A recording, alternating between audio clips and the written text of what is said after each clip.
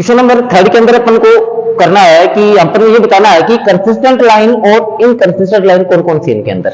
देखो, कंसिस्टेंट का मतलब वो लाइंस बेटा जो एक दूसरे को इंटरसेक्ट करती हैं और कोइंसिडेंट लाइन है, यानी जो एक दूसरे के ऊपर से गुजरती हैं। इंटरसेक्टिंग लाइन और कंसिस्टेंट लाइन होंगी वो एक दूसरे के कंसिस्टेंट होंगी, यानी इंटरसेक्ट लाइन और कोइंसिडेंट लाइन है वो कंसिस्टेंट लाइन होंगी, और जो पैरेलल लाइन होंगी वो क्या होंगी, इनकंसिस्टेंट लाइन होंगी। तो अपन को पहचान यही करनी है कि यदि इनमें से कोई भी ये दोनों इक्वेशन है, जो दोनों लाइन है एक दूसरे को इंटरसेक्ट करती हैं या कोइंसिडेंट है तो ये एक दूसरे के कंसिस्टेंट होंगी।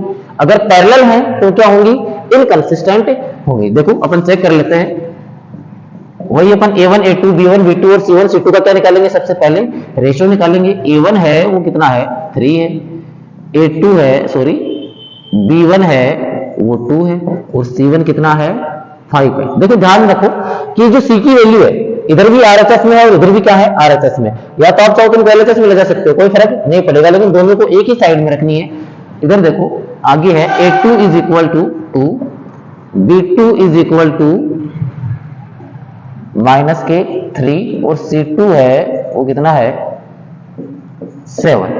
अपन क्या करते हैं, देखो वैल्यू चाहिए अक्स की, a2 की वैल्यू है 2, b2 है -3 और c2 कितना है, 7। तो मैं क्या करता हूं, सबसे पहले रेशियो निकाल लेता हूं। a1 upon a2 is equal to कितना हो गया, 3/2।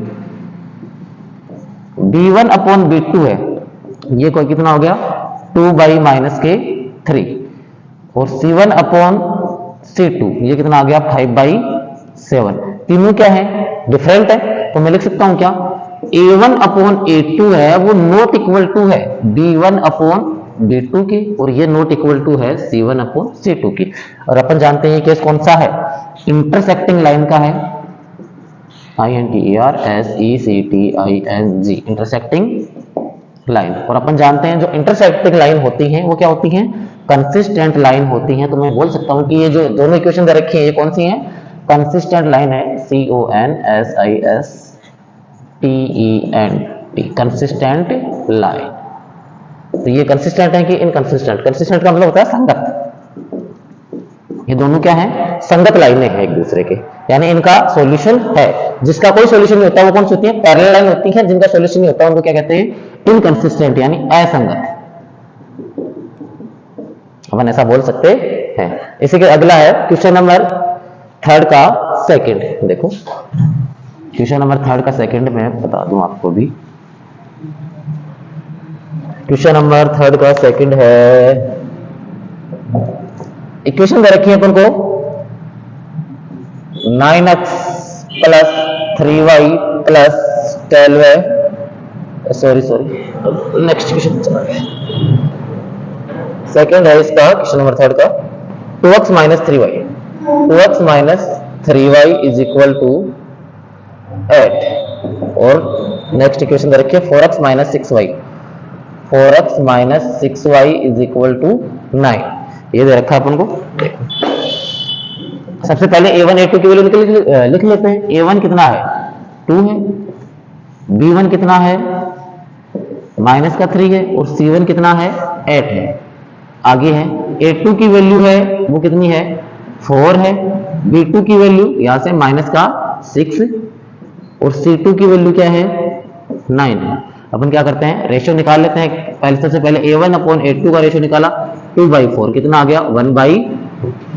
नेक्स्ट है b1 upon b2, b1 upon b2 is equal to minus का 3/-6, माइनस में माइनस का डिवाइड किया प्लस, और 3 1 जा 3, 3 2 जा 6, ये भी 1/2 आ गया।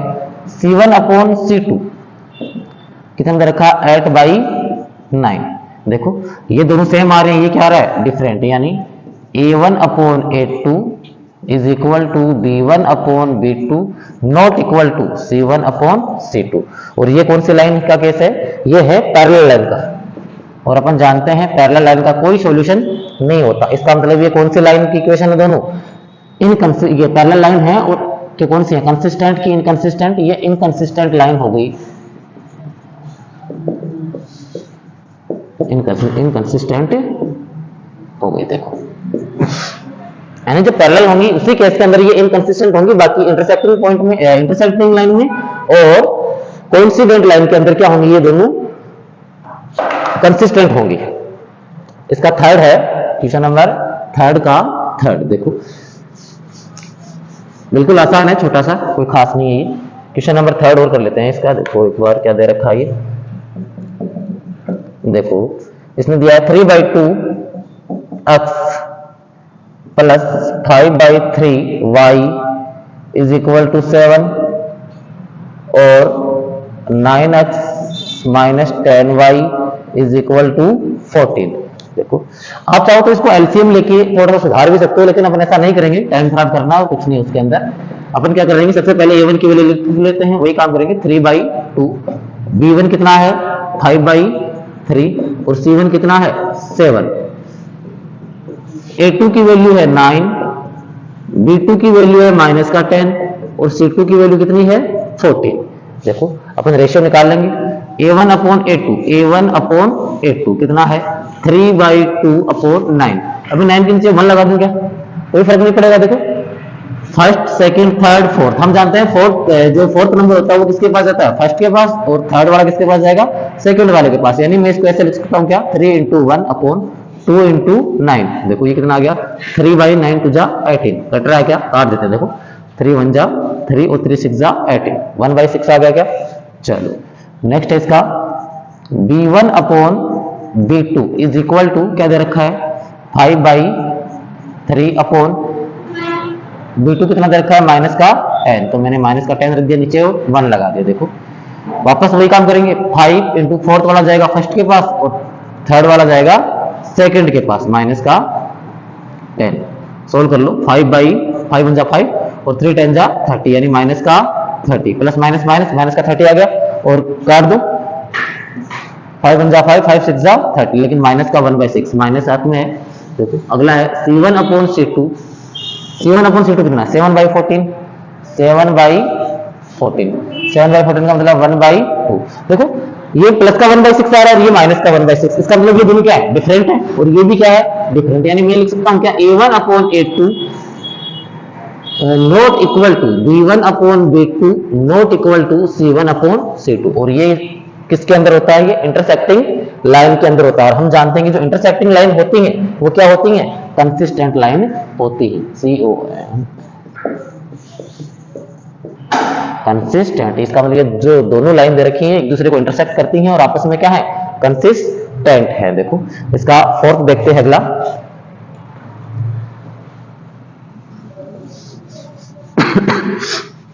फोर्थ वाला क्या है, देखो इक्वेशन देखते हैं फोर्थ वाले की क्या दे रखा है। इसका फोर्थ दे रखा है 5x minus 3y is equal to 11। Second equation दे रखी है माइनस के 10x plus 6y is equal to minus 22। देखो सबसे पहले a1 की वैल्यू, a1 कितना है 5, b1 है वो माइनस का 3 है और c1 है वो कितना है 11, c1 is equal to 11। a2 है वो इक्वेशन सेकंड से माइनस का 10 है और b2 है वो कितना है 6 है और c2 है वो कितना है माइनस का 22। मैं रेशियो निकाल लेता हूं। देखो a1 upon a2 is equal to 5 minus का 10, इसको मैं 1 अपॉन 5 1 जा 5 5 2 जा 10 माइनस का 1/2 भी लिख सकता हूं।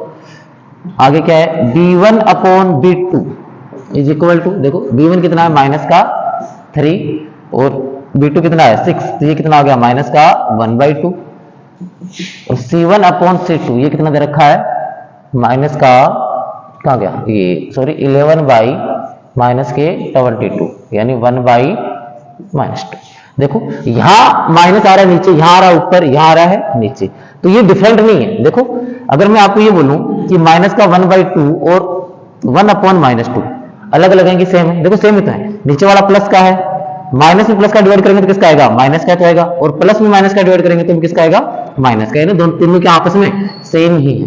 तो a1 upon a2 is equal to b1 upon b2 is equal to c1 upon c2। तीनों क्या आ रहे हैं सेम आ रहे हैं, और तीनों सेम किसके अंदर आते हैं कोइंसिडेंट लाइन के अंदर आते हैं। कोइंसिडेंट लाइन है, यानी इनके सॉल्यूशन है और इन्फिनिटी सॉल्यूशन है। तो इसका मतलब ये लाइन कौन सी होंगी, कंसिस्टेंट लाइन होंगी। तो हम लिख देंगे कौन से आपस में क्या है, ये कोइंसिडेंट लाइन है और आपस में क्या है, कंसिस्टेंट है, कंसिस्टेंट है। देखो आसान है, आराम से कर सकते हैं। इसी का फिफ्थ है, वो भी अपन देख लेते हैं। देखो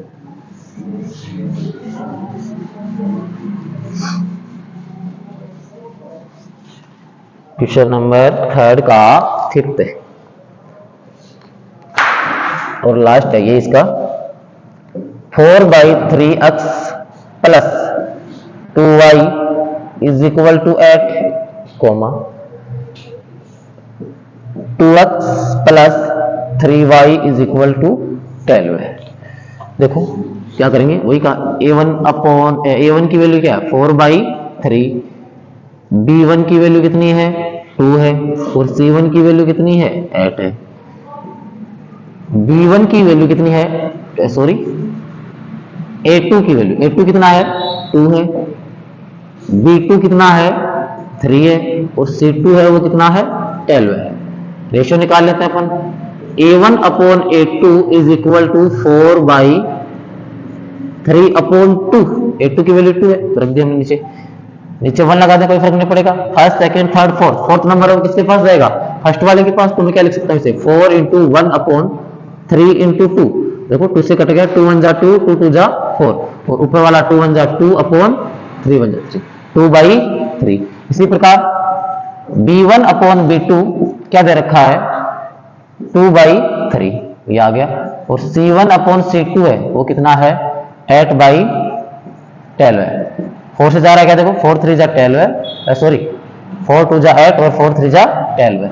देखो तीनों वैल्यू क्या आ रही है, सेम आ रही है। देखो तुम्हें क्या बोल सकता हूं, a1/a2 is equal to b1/b2 is equal to c1/c2। इसका मतलब ये कौन सी लाइनें हैं, एक दूसरे के कोइंसिडेंट लाइन है। और कोइंसिडेंट लाइन होती हैं उनका तो सॉल्यूशन होता है। इसका मतलब ये दोनों आपस में लाइन कौन सी है, कंसिस्टेंट लाइन है, CONSISTENT, कंसिस्टेंट लाइन। इसी के साथ आपका क्वेश्चन नंबर 3 क्या होता है, खत्म होता है। आसान तरीके से कर सकते हो, कोई दिक्कत